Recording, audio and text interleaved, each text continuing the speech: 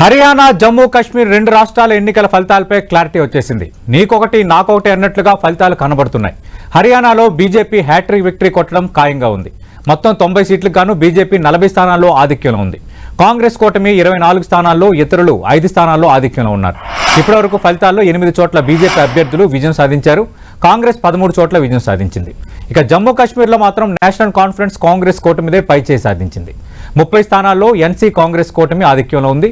BJP 13 స్థానాల్లో, ఇతరు 6 స్థానాల్లో ఆధిక్యంలో కొనసాగుతున్నారు. ఇప్పటివరకు ఫలితాల్లో కాంగ్రెస్, ఎన్సీపీ కూటమి 19 చోట్ల అధికారికంగా విజయం సాధించింది. బీజేపీ 19 స్థానాల్లో విజయం సాధించింది. పీడీపీ 1 స్థానంలో విక్టరీ కొట్టింది. మొత్తంగా చూస్తే జమ్మూ కాశ్మీర్లో నేషనల్ కాన్ఫరెన్స్ కూటమి మ్యాజిక్ ఫిగర్ను దాటి ఆధిక్యంలో కొనసాగుతోంది. ఇటు హర్యానాలో బీజేపీ మ్యాజిక్ ఫిగర్ను దాటి ఆధిక్యం ప్రదర్శిస్తోంది. ఈ అసెంబ్లీ ఎన్నికల్లో ఎక్కడా ఆమ్ ఆద్మీ ప్రభావం కనబడలేదు. ఆమ్ ఆద్మీ పార్టీ అటు హర్యానా, ఇటు జమ్మూ కాశ్మీర్లో పోటీ చేసినా ఎక్కడా ఖాతా తెరవలేదు. రెండు రాష్ట్రాల్లోనూ ఆప్ ఒంటరిగానే పోటీ చేసింది.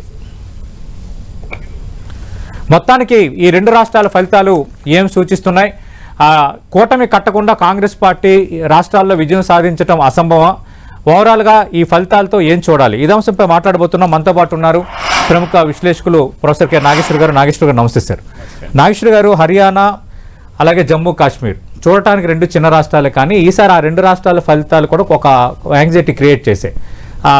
హర్యానా అలాగే జమ్మూ కాశ్మీర్లో మెజారిటీ ఎగ్జిట్ పోల్ సంస్థలు కాంగ్రెస్ కూటమి ఒకచోట, హర్యానాలో కాంగ్రెస్కు స్పష్టమైన విజయం దక్కబోతుందని చెప్పడంతో ఇంకా బీజేపీ డౌన్ఫాల్ ఏమైనా స్టార్ట్ అయిందా?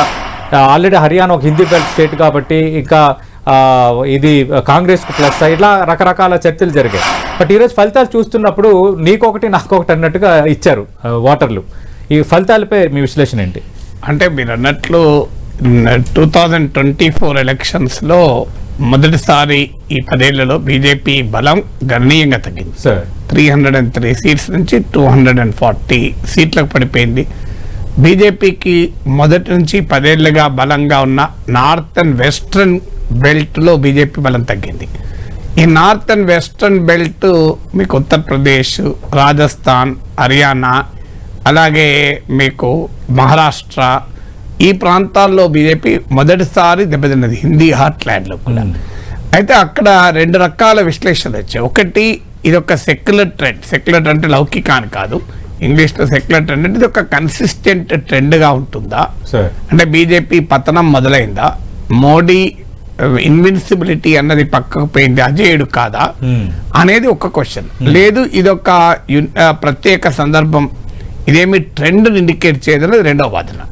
హర్యానాలో గనక బీజేపీ ఓడిపోయి ఉంటే మొదటి వాదన బలపడేది. అంటే ఇది ట్రెండ్, ఒక పర్టిక్యులర్ సందర్భంలో జరిగిన పరిణామం కాదు, బీజేపీ పతనం మొదలైంది. ఇప్పుడు హర్యానా, తర్వాత మహారాష్ట్ర, తర్వాత జార్ఖండ్, నెక్స్ట్ ఢిల్లీ, ఆ తర్వాత 2029కు లోక్సభని. సో ఈ ఆర్గ్యుమెంట్ బలపడేది. ఇప్పుడు బీజేపీ హర్యానాను ఇంకా ఇప్పుడు మనం మాట్లాడే సమయానికి కూడా ఫైనల్ రిజల్ట్స్ రాలే. కొన్ని సీట్లలో చాలా నారో కంటెస్ట్ ఉంది. కాంగ్రెస్ పార్టీ ఆరోపిస్తోంది ఎన్నికల కమిషన్ డేటాను అప్డేట్ చేయడం లేదు. ఇప్పుడు నేను ఇక్కడ విశ్లేషించే సమయానికి లైవ్ లో మీకు భూపేందర్ సింగ్ హూడా వాదన ఏంటంటే గ్రౌండ్ రిపోర్ట్ డిఫరెంట్ గా ఉన్నాయి, మేము అధికారంలోకి వస్తామని కూడా చెప్తున్నారు. కానీ మార్నింగ్ 9 o'clock 10 o'clock ఆ ప్రాంతంలో కాంగ్రెస్ విక్టరీ క్లియర్ గా 60కి పైగా 60 వస్తాయని చెప్పి అంచనాలు వచ్చాయి. అప్పుడున్న ట్రెండ్స్, యోగేంద్ర యాదవ్ లాంటి ప్రఖ్యాత విశ్లేషకుడు, ఆయన లోక్సభ ఎన్నికల సమయంలో ఆయన చెప్పింది ఖచ్చితంగా కరెక్ట్. అన్ని ఎగ్జిట్ పోల్ తప్పైనాయి. అందరూ 400 సీట్ల వరకు కూడా బీజేపీకి ఇస్తుంటే యోగేంద్ర యాదవ్ 230, 240 దాటవు అని విశ్లేషించారు. సో అంత అక్యురేట్ గా లోక్సభ ఎలక్షన్ ప్రిడిక్ట్ చేసిన యోగేంద్ర యాదవ్, నేను చూశాను ఇండియా టుడే ఛానల్లో మాట్లాడుతూ, ఇది 60గా ఉంది, వాస్తవంగా ఇది పెరుగుతుంది, 65 దాకా కూడా పోతుంది అన్నాడు. సో ఇప్పటి వరకు ట్రెండ్ అయితే అవకాశం కనబడతలేదు. బీజేపీ అధికారంలోకి వచ్చే ట్రెండే చాలా స్పష్టంగా కనబడుతుంది, అన్లెస్ సమ్ అన్యూజువల్ మిరాకిల్ ఏమన్నా అయితే తప్ప మళ్ళీ. సో ఎందుకు ఈ పరిణామం వచ్చింది, అందువల్ల ఈ పరిణామం ఎందుకు వచ్చిందనేది మాట్లాడే ముందు ఈ నేషనల్ ట్రెండ్ను ప్రిడిక్ట్ చేసడానికి హర్యానా రిజల్ట్ ఇప్పుడు ఏ రకంగా పనిచేస్తుందని. Yes, sir. అంటే హర్యానాలో బీజేపీ ఓడిపోతే ఖచ్చితంగా ఇక మోడీ పని అయిపోయింది, బీజేపీ పతనం దెబ్బతిన్నది, 2029 కౌంట్ డౌన్ మొదలైంది అని విశ్లేషించేవారు. అంటే ఇది మీడియాలో కానీ రాజకీయ వ్యవస్థలో కానీ ఆ రకమైన ఎగ్జిట్ పోల్స్ తోనే ఈ విశ్లేషణ స్టార్ట్ అయింది. ఆ రకమైన వాతావరణం కూడా హర్యానాలో కనబడింది. కానీ ప్రతి ఎలక్షన్ యునిక్ గా ఉంటుంది. నో ఎలక్షన్ ఈజ్ ముందే మనము నిర్ణయించుకొని ముందే అయిపోయింది అనుకుంటే పొరపాటుని ఈ ఎన్నిక ఫలితాలు క్లియర్గా రుజువు చేశాయి. ఈ ఎన్నికే కాదు, లోక్సభ ఎన్నికలు రుజువు చేశాయి. మీరు లోక్సభ ఎన్నికల్లో బీజేపీ ఈసారి 400 సీట్లని, ఈవెన్ ప్రశాంత్ కిషోర్ లాంటి వారు కూడా లాస్ట్ టైం వచ్చిన 303కి ప్లస్సే వస్తాయని చెప్పాడు. ఈవెన్ ప్రఖ్యాత అమెరికా వ్యూహకర్త ఎన్నికల విశ్లేషకుడు కూడా 303 +or-10 అన్నాడు. అనేక రాష్ట్రాల్లో వారి విజయాలకు కారకుడైన ప్రశాంత్ కిషోర్ అంచనా కూడా 320 దాకా వస్తాయన్నారు. So every exit poll, even మీకు ఇండియా టుడే లాంటిది అయితే 400 దాటి వరకు కూడా వస్తాయి. ఈసారి 400 టచ్ అవుతాయని చెప్పారు. కానీ అన్ని తప్పైనాయి కదా. తప్పై బీజేపీ 240కి, ఎన్డీఏ 293కి పడిపోయినాయి. సో అందువల్ల మీడియా క్రియేట్ చేసిన హైప్ అంతా తప్పని తేలిపోయింది. సో అందువల్ల మనకు దేశంలో బీజేపీ ఏమనుకున్నది అయిపోయింది, ఇక తనకు తిరుగులేదు అనుకున్నది దెబ్బతింటది. హర్యానాలో కూడా జరిగింది అదే. కాంగ్రెస్ తనకు తిరుగులేదు, నాకు ఇక ఆటోమేటిక్గా గెలిచిపోతాం అనేది కాంగ్రెస్ అంచనా వేసింది. అందువల్ల ఎన్నిక జరగక ముందే ఫలితాన్ని ఖచ్చితంగా వస్తుంది అని ఎవరు అంచనా వేసుకుని పనిచేసినా దెబ్బతింటారు. దానికి ఇది ఒక ఉదాహరణ. ఇంగ్లీష్ లో ఒక ఈడియం ఉంది, there can be many a slip between the cup and the lip అని. అంటే పెదవి మన కప్పును తాకే లోపల ఏమన్నా కావచ్చు. There can be many a slip between the cup and the lip అని. ఆ ఫ్రాక్షన్ కప్పు లిప్పును ఇట్లా తాగే లోపల ఎన్ని స్లిప్లు ఉంటాయో చెప్పలేదు. సో అందువల్ల పాలిటిక్స్ అందుకే క్రికెట్ తో పోలుస్తారు, చివరి బంతి కొట్టేదాకా ఎవరు తెప్పలేరని. ఇది మొదటిగా ఫ్యాక్టర్. అంటే రాజకీయ పార్టీలు అన్నిటికీ లెసన్ 2024 లోక్సభ ఎలక్షన్, ఇప్పుడు హర్యానా అసెంబ్లీ ఎలక్షన్. అప్పుడు బీజేపీకి, ఇప్పుడు కాంగ్రెస్కి లెసన్ ఏంటి అంటే don't take peoples mandate for granted. ప్రజల తీర్పు అయిపోయింది, డన్ అని అనుకుంటే మీరు దెబ్బతింటారంటే మొదటిది. రెండవది ఏంటంటే ఒక ఎన్నిక వైఫల్యము ఆ పార్టీని మళ్ళీ రివైవ్ చేస్తుందా, ఆ పార్టీని అంతం చేస్తుందా. సో మనకు కాంగ్రెస్ పార్టీ 2014లో 2019లో ఓడిపోయాక రైట్ ఆఫ్ చేశారు బీజేపీ. కాంగ్రెస్ ముక్త్ భారత్ అన్నారు, కానీ కాంగ్రెస్ 99 సీట్లతో ముందుకొచ్చింది, 230 సీట్లతో ఇండియా కూటమి ముందుకొచ్చింది. అంటే if you right of a party or if you right of a front, అది పార్టీ మళ్ళీ పుంజుకోదని అనుకుంటే అది పొరపాటే. సో ఇప్పుడు మన దగ్గర కూడా అదే అనుభవం. ఇప్పుడు హర్యానాలో బీజేపీని దాదాపు రైట్ ఆఫ్ చేశారు. బీజేపీ ఎట్టి పరిస్థితుల్లో గెలవదు అనే కంక్లూజన్ కు అందరు వచ్చారు, బీజేపీ కూడా వచ్చింది. కానీ బీజేపీ ఆ స్క్రిప్ట్ రీరైట్ చేయగలిగింది. అందువల్ల పొలిటికల్ పార్టీస్ ఉన్న కెపాబిలిటీస్ ను ఎప్పుడు కూడా మనం అండర్ ఎస్టిమేట్ చేయకూడదు. ఇది రెండవది. మూడవ ఫ్యాక్టరు నెగటివ్ ఓట్తోనే ఆటోమేటిక్ గా గెలుస్తాము అని ఏ పార్టీ అనుకున్నా అది పొరపాటు. కాంగ్రెస్ పార్టీ ఆశించింది అంటే బీజేపీ పట్ల వ్యతిరేకత ఉంది, 10 ఏళ్ళు బీజేపీ ప్రభుత్వం ఉంది, యాంటీ ఇన్కంబెన్సీ ఉంది, ఇది ఆటోమేటిక్ గా మేమే కదా బెనిఫిషరీస్ అని అనుకున్నది. కానీ అది సాధ్యం కాలేదు. సాధ్యం ఎందుకు కాలేదంటే వివిధ ఫ్యాక్టర్స్ మీకు హర్యానాలో ఓటమికి కారణమయ్యాయి. మొదటి ఫ్యాక్టర్ ఏంటంటే ఇన్ఫైటింగ్. కాంగ్రెస్ పార్టీలో కుమ్ములాట్లున్న చోట చాలా రాష్ట్రాల్లో కాంగ్రెస్ దెబ్బతిన్నది. మీరు పంజాబ్ లో దెబ్బతిన్నది, కెప్టెన్ అమరేందర్ సింగ్, సునీల్ జాకర్, నవజీత్ సింగ్ సిద్ధు, చరణ్జిత్ చెన్ని 4 స్తంభాటాలు ఆడారు, దెబ్బతిన్నారు. మీకు ఇక్కడ హర్యానాలో కూడా మీకు 3 స్తంభాల ఆట, భూపేందర్ సింగ్ హూడా, కుమార్ శైలజ, రణదీప్ సుర్జేవాలా.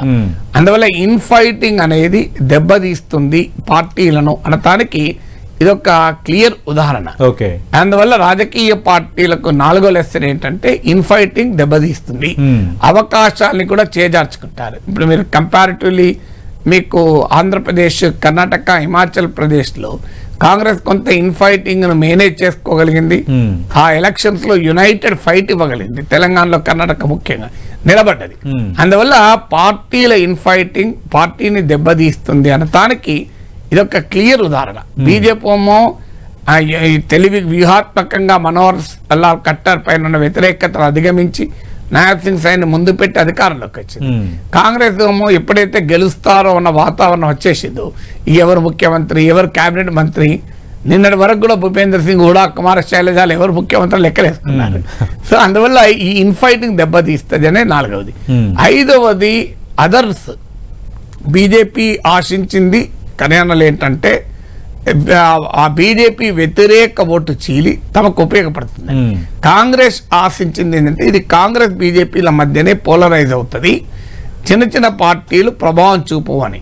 ఇప్పుడు మనకి ఇంకా పూర్తి డేటా రావాలి, కానీ క్లోజ్ కంటెస్ట్ లో చిన్న చిన్న పార్టీలు కూడా రిజల్ట్స్ తారుమారు చేయగలుగుతాయి. ఇండెక్స్ ఆఫ్ అపోజిషన్ యూనిటీ అంటారు దీన్ని.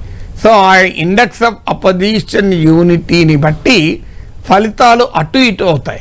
ఇది మన లోక్సభ ఎన్నికల్లో చూసాం, అసెంబ్లీ ఎన్నికల్లో కూడా మీకు ఆంధ్రప్రదేశ్లో చూసాం. పవన్ కళ్యాణ్ మొదటి నుంచి చెప్పేవారు చూడండి, index of opposition unity, YCP వ్యతిరేక ఓటు చీలనియను అని, అది ఉపయోగపడింది కూడా. సో అందువల్ల ఇది 5వ ఫ్యాక్టర్. అంటే హర్యానాలో కూడా ఇప్పుడు రీజనల్ పార్టీస్, ఐఎన్ఎల్డి, బిఎస్పీ యొక్క కూటమిగా ఏర్పడ్డది, జననాయక జనతా పార్టీ, ఆజాద్ సమాజ్ పార్టీ యొక్క కూటమిగా ఏర్పడ్డది, ఆమ్ ఆద్మీ పార్టీ విడిగా పోటీ చేసింది, ఇండిపెండెంట్లు ఉన్నారు. వీరి ప్రభావం ఎంత ఉంది అనేది విశ్లేషించాలి. ఇది ఒక రకంగా కాంగ్రెస్ బీజేపీల మధ్య పోలరైజ్డ్ బ్యాటిల్ జరగకుండా ఆపింది. మీకు అదే కర్ణాటకలో చూడండి, పోలరైజ్డ్ బ్యాటిల్ నడిచింది. అందువల్ల జేడీఎస్ బాగా వీక్ అయిపోయింది. బీజేపీ కాంగ్రెస్ మధ్య పోలరైజ్ అయితే కాంగ్రెస్ గెలిచింది. హర్యానాలో బహుశా ఆ బ్యాటిల్ పోలరైజ్ కాలేదు.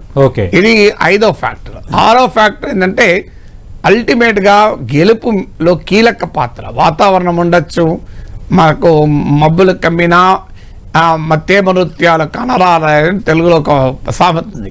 అంటే మీకు వాతావరణం అంత అనుకూలంగా ఉన్నా సమయానికి చినుకులు పడలేదు అని, సో ఏనుగుల నృత్యాలు కనబడలేదు అని. సో అందువల్ల ఇక్కడ వాతావరణం అనుకూలంగా ఉంది. వాస్తవంగా మీరు ఇప్పుడు భూమి సారవంతంగా ఉంటుంది సతీష్, మంచి ఋతుపవనాలు బాగా పడతాయి, అన్ని పర్ఫెక్ట్ గా ఉంటాయి. విత్తనం నాణ్యత ఉన్నదనుకోండి, విత్తన నాణ్యత కూడా ఉన్నదనుకోండి, నువ్వు సరిగా సస్యరక్షణ చర్యలు తీసుకోలేదనుకోండి, పంట రాదు కదా. ఇది హర్యానాలో బీజేపీకి నిజంగా సారవంతమైన నేలే. కానీ ఏం జరిగింది, బీజేపీకి ఉన్నది కాంగ్రెస్ లేనిది ఆర్గనైజేషనల్ మిషన్. బీజేపీ ఏమో party of the cadres, Congress ఏమో పార్టీ ఆఫ్ ద లీడర్స్. ఇక్కడ కాంగ్రెస్ పార్టీ ఏం చేసిందంటే భూపేందర్ సింగ్ హూడాకు పూర్తి అధికారం ఇచ్చి అధికారాలు ఇచ్చింది. ఆయన ఐడెంటిఫై చేశాడు, ఆయన మీద ఆశలు పెట్టుకున్నది, కానీ దెబ్బతీసింది. బీజేపీ ఏమో సీనియర్లను కూడా పక్కకు పెట్టి గ్రాస్ రూట్స్ ఆర్గనైజేషన్ ఫీడ్బ్యాక్ పైన ఆధారపడి ఆ పార్టీ మార్చింది.